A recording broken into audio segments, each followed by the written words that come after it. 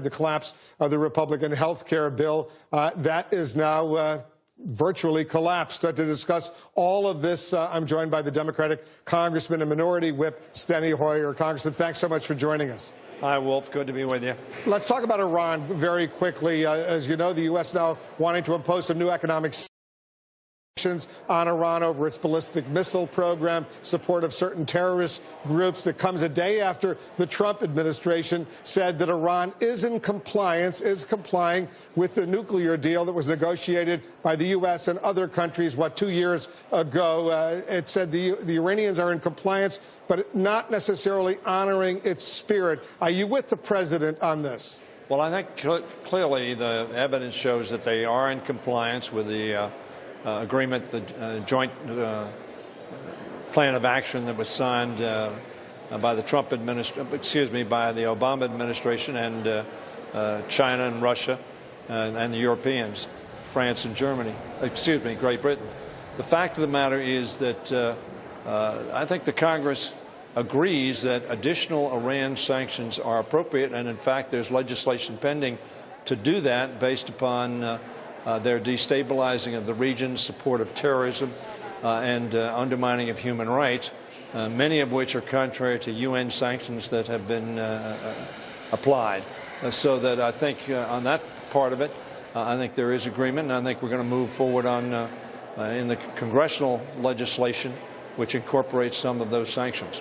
So you voted for the Iran nuclear deal 2 years ago. Any regrets? No. I think that my own view was that the agreement was not strong enough. I urged the administration to go beyond where they went. But having said that, I thought there was nothing to be gained by defeating the agreement that was reached by the administration.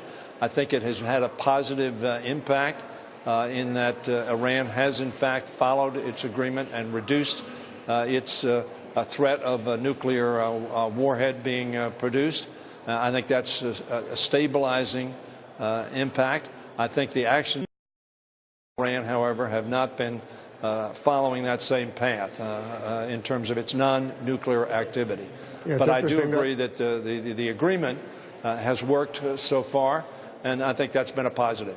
Yeah, the president during the campaign used to say it was the worst agreement ever, still says that, although he and his administration do believe that the Iranians are in compliance. As you know, the House Majority Leader Kevin McCarthy is now saying that he plans to try to combine a House-passed North Korean sanctions bill to the Senate's Russia's sanctions legislation. It was passed by the Senate one time 98-2, then 97-2. What's the problem? Why hasn't this come up on the floor of the House of Representatives? Well, Korea has come up on the floor. I'm talking about the Russia sanctions. I understand that, and passed overwhelmingly, and that's what the majority leader is talking about.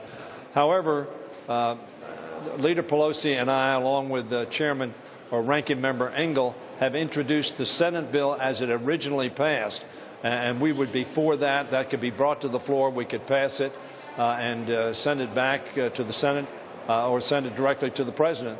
It's a House bill. So it would have to go to the Senate, and they'd have to approve it. But it would be something that they had already voted on, as you say, 98 or 97-2. I would urge the majority to bring that up. If we add additional items to the bill, it's simply going to slow it up and weaken it. And I think we ought not to do that. And we're urging the majority leader to move a bill to the floor, which we think would be overwhelmingly supported by the House. Well, you think that's what the Republican leadership in the House is trying to do? Delay, because the White House does not like this Senate-passed bill. Well, it's clear that the White House is not for this bill. Mr. McCarthy has told me, and I take him at his word, that he wants to see this bill passed quickly. He has said he wants to add Korea. He's talked about some other items. Very frankly, my position has been, if Mr. Corker, the chairman of the Foreign Affairs Committee, and Mr. Cardin, the ranking member, can agree that the changes made will not in any way impede or weaken the bill, then we could support that. But that's going to be my criteria, and I think criteria of a lot of us in the House. Let me get your quick reaction to what the president just said at the top of the hour. His new strategy on health care, repeal and replace, that is dead, at least for the time being. As simply as he tweeted, he said, let Obamacare fail, then come together and do a great health care plan. Stay tuned. Are you with him on that? Are you happy that the repeal and replacement has failed, and now his strategy is let Obamacare fail? Absolutely not. I think it's an irresponsible policy to pursue. I think it is hurtful to millions of Americans. Millions of people will be hurt by following such a policy. The only responsible policy for the president and for our Republican colleagues to pursue is to work with us to make sure that the ACA works.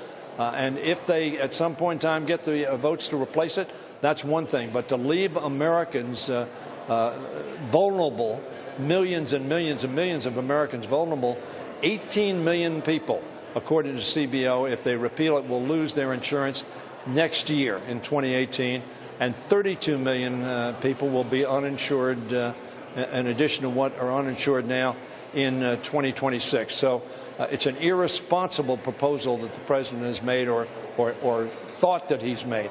What he promised the American people was insurance for everybody at a lower cost and better quality. His party controls the House, it controls the Senate, and it controls the presidency.